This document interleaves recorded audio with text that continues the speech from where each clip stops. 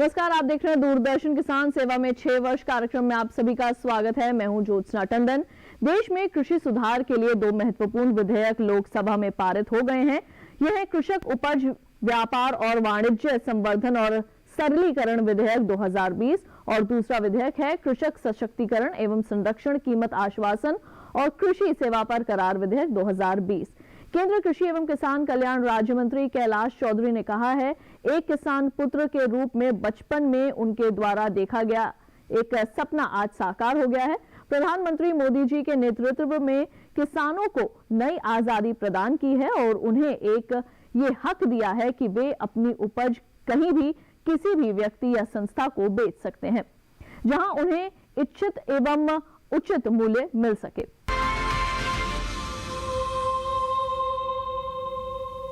ऐसा है कि किसानों के लिए जो एमएसपी तय की जाती है उसमें किसानों के जो उसमें लेबर, उनकी मजदूरी और उसके बाद में उसका मानव का जो श्रम है कितना है, मशीनरीज है उसके और उसकी खाद है, उसके बीज है और अन्य ऐसे कई सिंचाई है या ज़मीन है, उन सब का जोड़ने के बाद कि किसान को कितना पैसा उसके अंदर उसकी उत्पादन को किसान को मिलना चाहिए, तो उसके आधार पर एमएसपी तय की जाती है और किसान को अधिक रेट कैसे मिले मार्केट में और उसकी वजह से ये एमएसपी तय की जाती है।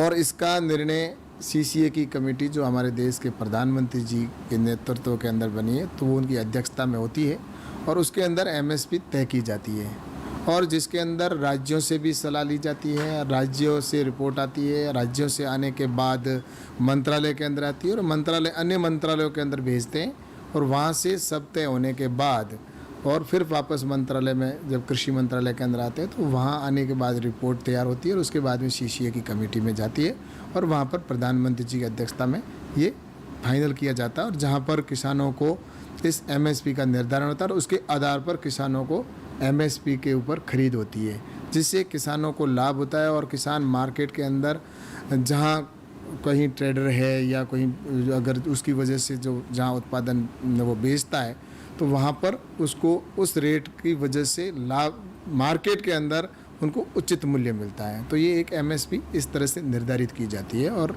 माननीय प्रधानमंत्री जी के नेतृत्व में जो अध्यक्षता में कमेटी है उसके द्वारा उसका तय होता है।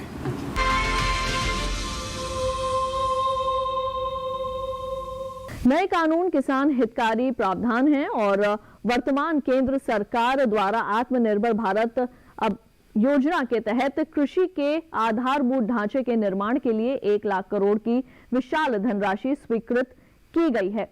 अनेक नवीन योजनाओं का सूत्रपात किया गया है और कानूनों का सरलीकरण कर ऐसे कानून बनाए जा रहे हैं जिससे किसानों को उनका वाजिब हक मिले और खेत में लहलहाती फसल के समान ही उनकी जिंदगी भी समृद्धि की हरियाली में लहलहा सके।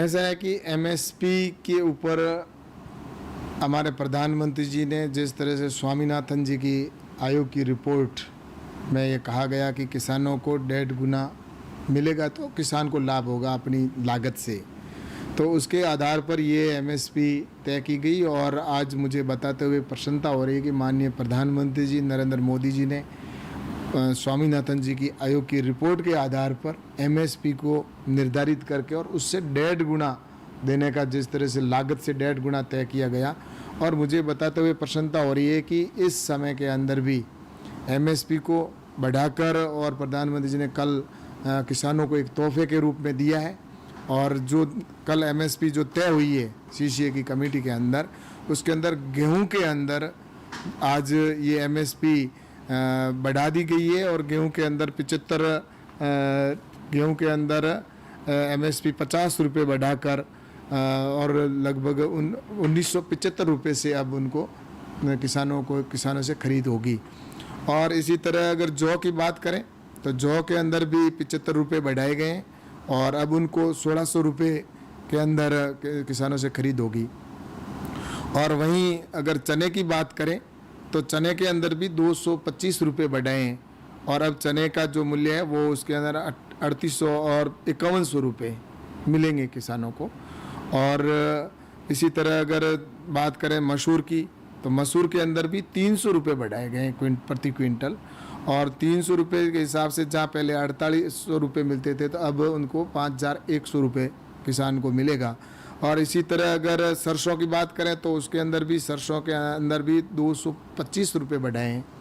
और जहाँ पहले 4425 थे, अब उसके स्थान पर 4600 और 50 रुपये मिलेंगे। तो और कुसुम के अंदर भी 112 रुपये की वृद्धि की गई है। और अब किसानों को इसके अंदर भी 5300 और 27 रुपये किसानों को मिलेंगे। तो इस तरह से कल ये एक बहुत बड़ा फैसला हुआ किसानों को तोहफे के रूप में, और इसके आधार पर रबी के अंदर आने वाले समय में इस रेट से किसानों की खरीद की जाएगी।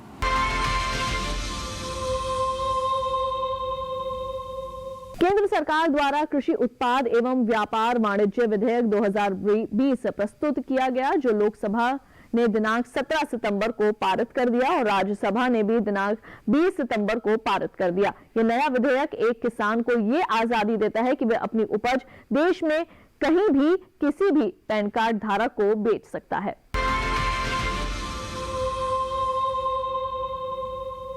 ऐसा है कि एमएसपी पर जो खरीद होती है उसके पैरामीटर और सारे मापदंड तय हैं, किए हुए हैं। और उसके अंदर, जैसे मैंने पहले भी अपने जवाब के अंदर कहा है, कि उसके अंदर वो सारे उसके खर्चे सब मिलाकर उसके बाद में जो एक मिलना चाहिए रेट, उससे 1.5 गुना मिलना चाहिए। तो ये 1.5 गुना से अधिक, कुछ फसलों में तो 1.5 गुना से भी अधिक दिया गया है। तो इस तरह से किसानों के लिए एमएसपी का एक पैरामीटर जो तय किया उसके आधार पर तय होती है, और वही उसी के आधार पर हम दे रहे हैं।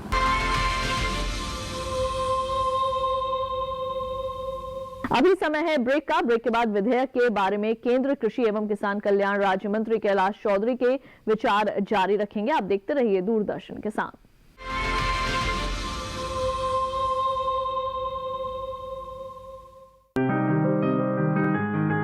बीमारियों से कैसे बचेगी फसल, मवेशियों की मुश्किलों का क्या है हल, कहां से लाएं बीज, कितनी लगेगी खाद, किसानों के हर फोन का विशेषज्ञ देंगे जवाब। देखिए हेलो किसान लाइव सोमवार से शुक्रवार शाम 6 बजे।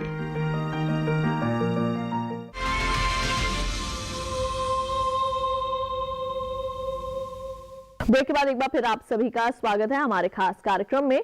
देश में कृषि सुधार के लिए 2 महत्वपूर्ण विधेयक लोकसभा से पारित हो गए हैं। इस विधेयक के माध्यम से देश के किसान अपनी उपज को किसी भी ऐसे स्थान पर बेच सकते हैं जहां उसे सर्वोत्तम मूल्य मिल सके।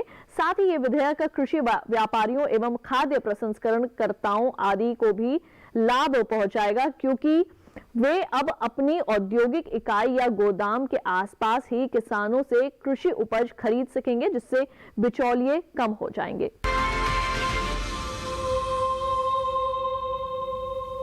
ऐसा है कि इनाम मंडी भी इस कोरोना के समय के अंदर हमने बढ़ाई है। जहां 585 मंडियां थी, तो उसके स्थान पर अब 1000 मंडियां कर दी गई है। और इस एक्ट के आने के बाद मंडी के ऊपर भी कोई प्रभाव नहीं पड़ेगा और इनाम मंडी के ऊपर भी उसका कोई प्रभाव नहीं पड़ना है, क्योंकि इसमें सिर्फ इतना ही है कि किसान को आज़ाद किया है। एक जहां पर मंडी के अंदर उत्पादन को बेच सकता है, तो वहीं मंडी के बाहर वो किसी दूसरे व्यापारी से भी अपना उत्पादन बेच सकेगा। तो इसके अंदर उससे कोई प्रभाव पड़ने वाला नहीं है, क्योंकि किसान को इसमें आज़ादी मिली है। किसान इसमें स्वतंत्र हुआ है कि किसान अपने उत्पादन को बेचने के लिए उसके पास अब पहले एक ही प्लेटफॉर्म था जहां पर वो जाकर बेच सकता था। अब उसके पास में 2 स्थान है। वो मंडी के अंदर जाकर बेच सकता है, अगर उसको अच्छा लगे, वहाँ उसको अधिक रेट मिलती है तो वहाँ पर बेचे। अगर उसको बाहर रेट अच्छी मिलती है, अगर कोई व्यापारी देता है तो बाहर बेचे। स्वतंत्र है। पहली बार आज़ादी मिली है किसान को इस एक्ट के आने के बाद। मैं एक बात कहना चाहता हूँ कि इस हिंदुस्तान के अंदर भारत आज़ाद हुए आज 75 साल होने को आए हैं, और 75 साल तक किसान की जिस तरह से राजनीति हुई किसान के नाम पर, लेकिन किसान को आज़ाद किसी ने नहीं किया। एक अगर बात करूं मैं कि एक साबुन बनाने वाली फैक्ट्री है, वो अपनी रेट स्वयं तय करता है, उसके ऊपर लागत तय करता है और उसके बाद वो बेचता है और देश के किसी कोने के अंदर बेच सकता है। और एक माचिस बनाने वाला है, उसमें भी वो एक रेट तय करता है, उसकी लागत कॉस्ट सब जोड़ने के बाद देता है और उसके अंदर 10, 20, 50% नफ़ा जोड़ने के बाद देता है।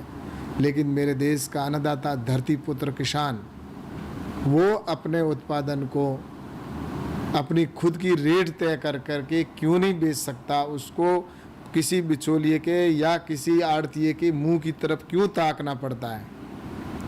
और उस किसान को अपने उत्पादन के लिए किसी दूसरे राज्य के अंदर जहाँ उसको अधिक रेट मिलती है वहाँ जाकर क्यों नहीं बेच सकता? इसलिए इस देश के किसान को मोदी जी ने अपने जन्मदिन के अवसर पर एक तोहफा दिया है किसानों को कि आने वाले समय में किसान को आत्मनिर्भर बनाना है और भारत को आत्मनिर्भर बनाना है तो देश के किसान को आत्मनिर्भर बनाना होगा। इसीलिए उनके जन्मदिन के अवसर पर ये इतना ऐतिहासिक फैसला हुआ और किसानों को तोहफे के रूप में दिया।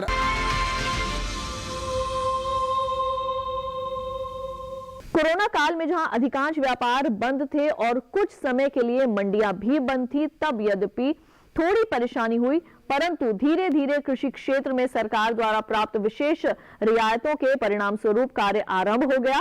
कई बार मंडियों में व्यापारी किसान की इस मजबूरी का फायदा उठाते रहे कि वो किसान संबंधित मंडी के अलावा और कई ना जा पाए। इससे बिचौलियों और कई व्यापारियों को अपनी मनमानी करने का अवसर मिल जाता था। ऐसे में किसान को अपनी लागत के अनुसार फसल का उचित मूल्य नहीं मिल पाता था। देखो, साल के अंदर एमएसपी पे खरीद तो 1 महीना ही होती है। अगर खरीद करते हैं तो वो 1 महीना ही चलती है खरीद, तो उसके बाद तो 11 महीने आड़तियों के पास ही होता है, वही रेट तय करते हैं।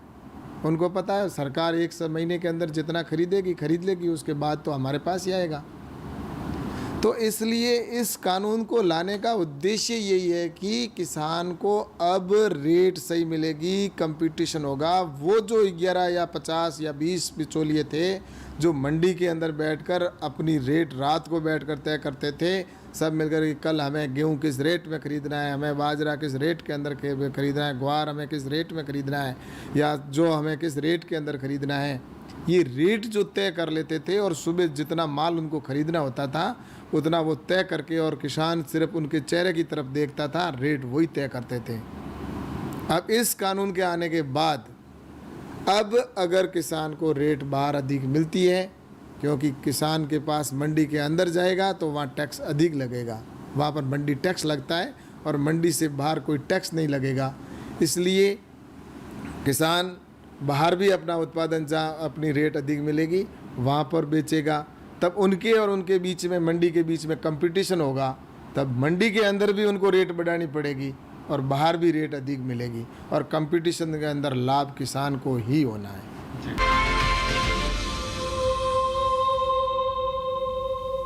नए कानून के तहत अब किसान को इस मजबूरी से मुक्ति मिल गई है। दूर मंडी में जाने के बजाय वो अगर चाहे तो अपने पास में ही किसी खाद्य औद्योगिक इकाई को सीधे ही अपना माल बेच सकता है। किसानों के लिए प्रधानमंत्री जी ने इस कोरोना के काल के अंदर 1 लाख करोड़ रुपए एग्रीकल्चर इंफ्रास्ट्रक्चर के ऊपर खर्च करने के लिए दिए हैं, और इसीलिए इन एक्टों को लाना पड़ा, क्योंकि 10,000 एफपीओ बनेंगे। मोदी जी ने कहा है कि हम आने वाले समय में 10,000 एफपीओ बनाएंगे, किसानों के समूह बनेंगे, और किसानों के समूह बनेंगे तो वो समूह जो होंगे उन समूहों को आज के कानून के आधार पर ये है कि अपने उत्पादन को मंडी में ही बेच सकता है। तो उस उत्पादन को अगर किसान समूह बना और समूह ने बनाकर एक प्रोसेसिंग यूनिट लगा दी अगर उस स्थान पर, तो उसको स्टोरेज भी करना पड़ेगा, उसके वेयर हाउस भी बनाना पड़ेगा, उसके वहाँ पर कोल्ड स्टोरेज भी होगा, और वो सारे जब बनेंगे तो उसमें उसको स्टॉक भी रखना पड़ेगा। आज का कानून तो ये कहता है कि आप स्टॉक भी नहीं कर सकते, और आप मंडी के अंदर जाकर पहले तो आपको मंडी के अंदर बेचो। और जब वो मंडी के अंदर बेचने जाएगा तो मंडी टैक्स चुकाना पड़ेगा उसको, और फिर उसकी खुद की जो उस समूह की एफपीओ की जो प्रोसेसिंग यूनिट है, उस यूनिट के अंदर मंडी से फिर व्यापारी से खरीद कर और अपनी मंडी के अंदर अपनी प्रोसेसिंग पर लाएगा, और लाकर इतने फिर वहाँ पर बढ़ी हुई रेट के अंदर वापस उसी का उत्पादन और वो मंडी के अंदर बेचेगा, फिर प्रोसेसिंग यूनिट पर लाकर बेचेगा, उत्पाद उसकी प्रोसेसिंग करेगा, पैकिंग करेगा, बेचेगा। तो इस बीच में जो कॉस्ट या जो रेट उसका मूल्य बढ़ेगा, उसका देश के आम नागरिक पर भी प्रभाव भार पड़ेगा और किसान को भी इसमें लाभ मिलेगा। इसलिए ये कानून लाना ज़रूरी था कि किसान को अपने उत्पादन का स्टॉक भी उस वेयरहाउस के अंदर जहाँ उसकी प्रोसेसिंग की करना पड़ेगा, और उसको बाहर बेचना है तो उसके खुद के उत्पादन को मंडी के अंदर जाकर दोबारा खरीदने की ज़रूरत नहीं पड़ेगी, अपने उत्पादन को वही प्रोसेसिंग करके और बेचेगा। इसीलिए 1 लाख करोड़ रुपए का जो एग्रीकल्चर इंफ्रास्ट्रक्चर है, इसके अंदर प्रधानमंत्री जी ने युवाओं के लिए रोजगार देने के लिए खुद की प्रोसेसिंग के लिए 1 लाख करोड़ रुपए दिए हैं।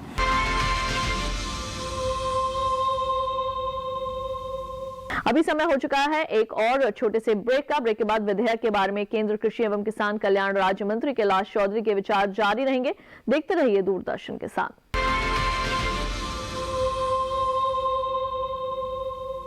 ब्रेक के बाद एक बार फिर आप सभी का स्वागत है खास कार्यक्रम में।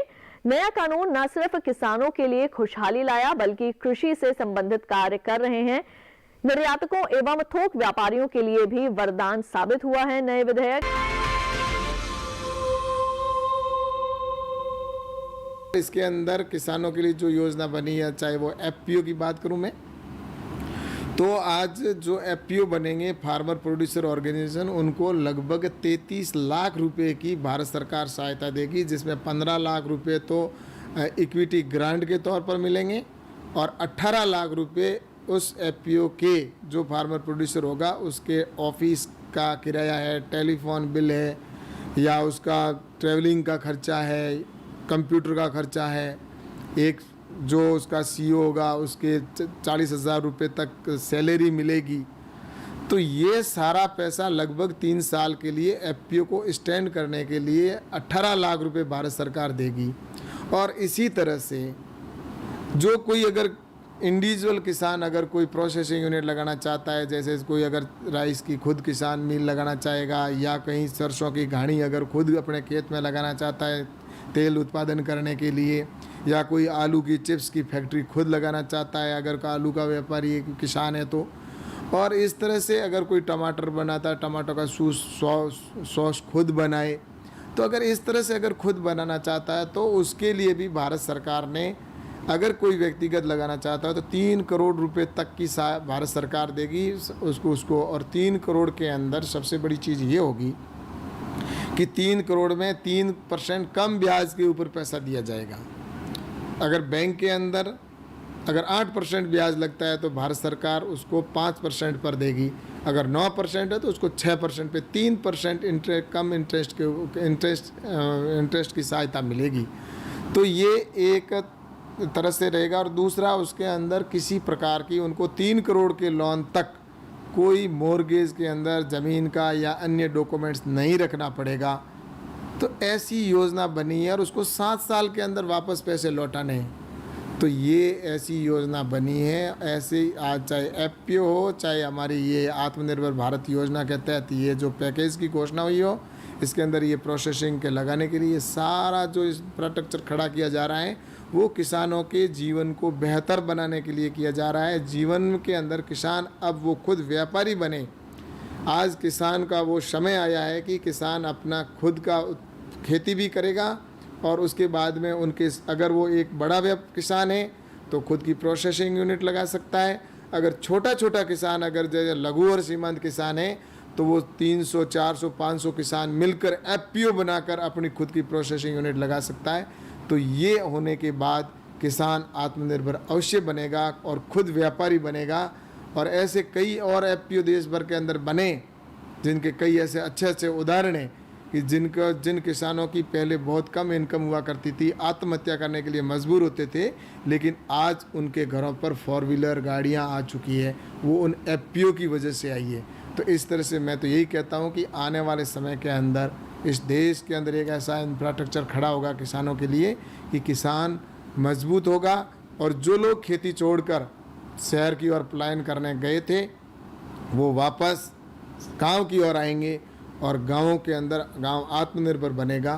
तो निश्चित रूप से ये जो योजनाएं बनाई जा रही है, उन योजनाओं के लिए ये एक्ट लाना ज़रूरी था, जिसकी वजह से एक देश एक बाज़ार होगा, और वो अपने उत्पादन को देश ही नहीं विश्व के किसी भी कोने के अंदर जहाँ उसको अपनी प्रोसेसिंग यूनिट के माध्यम से बना हुआ उत्पादन वो बेच सकेगा, और उसको आज़ाद किया गया है। कोरोना वायरस संक्रमण की रोकथाम को लेकर जब देशव्यापी लॉकडाउन किया गया तो प्रधानमंत्री नरेंद्र मोदी की अगुवाई में केंद्र सरकार ने कृषि व संबद्ध क्षेत्रों को इस दौरान भी छूट देने में देर नहीं की। फसलों की कटाई, बुआई समेत किसानों के तमाम कार्य निर्बाध चलते रहे। एमएसपी के लिए हमारे देश के प्रधानमंत्री जी ने स्वयं ने कह दिया ट्वीट करके कि एमएसपी पर खरीद आगे निरंतर जारी रहेगी, एमएसपी पर खरीद होती रहेगी।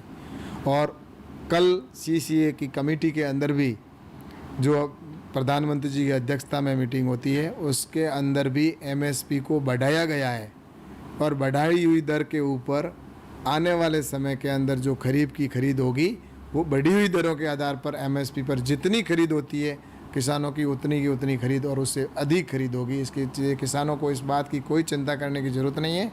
जो लोग गुमराह कर रहे हैं उन्होंने 60 साल तक किसान को गुमराह किया और किसान के नाम पर राजनीति की, लेकिन प्रधानमंत्री मोदी जी जो कहते हैं वो करके दिखाते हैं, और इसी के आधार पर ये जो प्रधानमंत्री जी ने कहा था कि हम एमएसपी पर खरीद जारी रखेंगे, और आज आपने देख लिया कि बढ़ी हुई दरों के ऊपर खरीद हो रही है, खरीद प्रारंभ कर और उसकी रेट निर्धारित कर दी है। दूसरा आपने कहा कि कॉन्ट्रैक्ट फार्मिंग है। कॉन्ट्रैक्ट फार्मिंग के एक्ट के से तो किसान का जीवन बदल जाएगा। कॉन्ट्रैक्ट फार्मिंग तो आज भी कई राज्यों के अंदर होती है, किसानों कई राज्यों के अंदर कॉन्ट्रैक्ट फार्मिंग का, लेकिन उन किसानों को ये उसके अंदर कानून के अंदर प्रावधान नहीं था कि अगर कोई व्यापारी उसके साथ अगर धोखा करके चला जाता है और उसने जो रेट निर्धारित की उस रेट के ऊपर अगर वो जिस व्यापारी ने अगर खरीद नहीं की तो उसके खिलाफ कार्रवाई का कोई प्रावधान नहीं था, वो सिर्फ धोखे का शिकार होता था।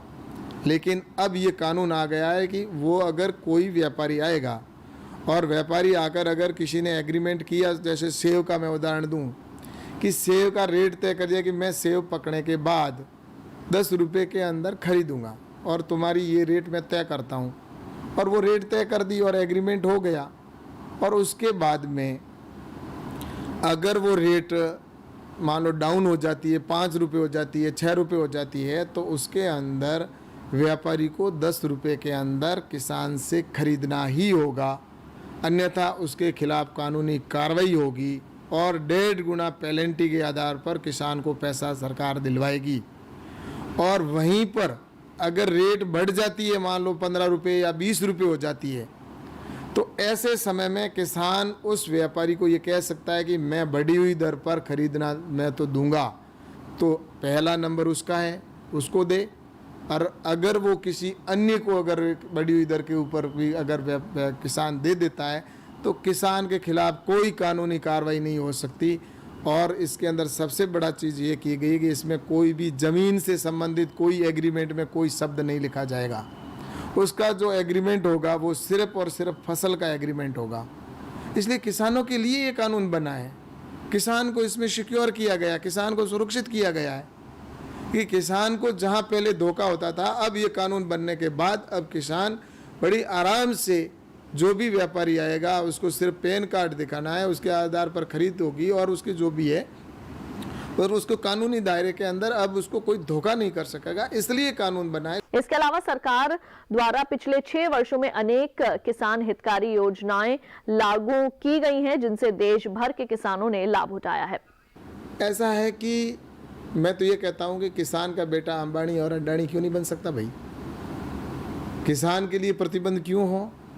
किसान भी आने वाले समय के अंदर अपने उत्पादन की ग्रुप बनाकर प्रोसेसिंग करके बेचेगा और कॉरपोरेट के जो लोगों की बात जो ये विपक्ष के लोग कह रहे हैं, उनको ये चीज़ पच नहीं रही है कि किसान का बेटा भी आगे बढ़े। 60 साल तक किसान को रोक के रखा, लेकिन अब मोदी जी के नेतृत्व के अंदर किसान आगे बढ़ेगा और किसान अपना खुद आत्मनिर्भर होगा। और किसान आत्मनिर्भर बनेगा तभी हमारा देश आत्मनिर्भर बनेगा। और 5 ट्रिलियन इकोनॉमिक्स की जो हमने बात की है, वो किसान के दरवाजे से होते हुए ही 5 ट्रिलियन इकोनॉमिक्स तक पहुंचेंगे। इसीलिए ये कानूनों को लाकर और किसानों के लिए एक प्रधानमंत्री जी जन्मदिन के ऊपर एक तोहफा दिया गया है। कृषि विधेयक 2020 जिसने किसानों को नई आजादी प्रदान की है और उन्हें यह हक दिया है कि वे अपनी उपज कहीं भी किसी भी व्यक्ति या संस्था को बेच सकते हैं। जी, हमने सबसे पहले जिला गव पदाधिकारी के पास एक आवेदन दिए लोन के लिए, जो हमारा आवेदन को जांच पड़ताल करके उन्होंने मेरा आवेदन को स्वीकृति दे करके बैंक में लोन के लिए भेज दिए। तो लोन मेरा सैमसंग हो गया। तो लोन मेरा जब पास हो गया तो हमने एक गाय खरीदा देसी नस्ल का और 2 गाय खरीदा देसी नस्ल का। तो उसी से अपना दूध डेयरी में पहुंचा के बेच के और जो कर्ज कुर्ज सुधा के फिर हमने और बड़ा लोन मिला और आज हमारे पास और ज़्यादा गाय हो गए। तो उसके करके अभी धीरे धीरे करके हम डेयरी भी खोल सकता है बंदा अपना, और जो बाहर जा रहे थे कमाने कुमाने वो यहीं पे रह के अपना कारोबार कृषि पेशा करते हुए साथ में अपना पशुपालन करके गुजारा बसरा कर सकते हैं। और इसमें इस सारे योजना प्रधानमंत्री जी का चलाया हुआ है। कि मैं सभी युवाओं भाइयों से कहना चाहता हूं कि जो सरकार ने अभी आत्मनिर्भर भारत बनने का जो संदेश दिया है, उसके तहत ऐसे बहुत सारे योजना दी गई है लोन बिजनेस का, और ऐसे कृषि में भी बहुत सारे मत्स्य पालन, पशुपालन, मुर्गी पालन ऐसे वगैरह वगैरह बहुत सारे है। जिसमें एक पशुपालन जो योजना है बहुत बड़ा ढासू योजना है। मैं गुरविंदर सिंह पिंड देसलपुर ज़िला जालंधर से हूँ। मैं खेतीबाड़ी करता हूँ। खेतीबाड़ी के साथ साथ और सहायक काम भी करता हूँ। जालंधर ज़िले में जितनी फसलें पैदा होती हैं, जैसे अब धान के बाद आलू बीजना है, आलू के बाद मक्की बीजते हैं, तरबूज लगता है, सब्जियाँ लगती हैं, सारी खेती होती है। सबसे पहले सरकार ने जो खाद भेजी है, नीम कोटेड खाद, जो बहुत बढ़िया आई थी। ये पहले प्राइवेट अदारों से आती थी, डीलरों से आती थी, वो इसका स्टॉक कर लेते थे। अब ये खाद डायरेक्ट कोऑपरेटिव सोसाइटियों से प्राप्त होती है। और ये जो नीम कोटेड खाद है, इसका रिज़ल्ट बहुत अच्छा है। इसके इस्तेमाल करते हुए हमें 3-4 साल हो गए हैं। हमारी सोसाइटी हमें उपलब्ध करवाती है। ये जो नीम कोटेड खाद है, इससे पहले और भी प्राइवेट खादें आती थीं। उनमें ज़्यादातर पाउडर होता था, बारीक होती थी, उन्हें खेत में डालने में दिक्कत आती थी, हाथों को भी वो काटती थी। यह खाद बहुत ही अच्छी है, इसका रिज़ल्ट भी अच्छा है।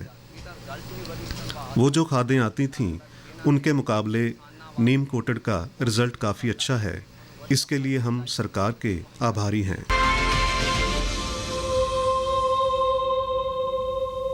तो आज के खास कार्यक्रम में बस इतना।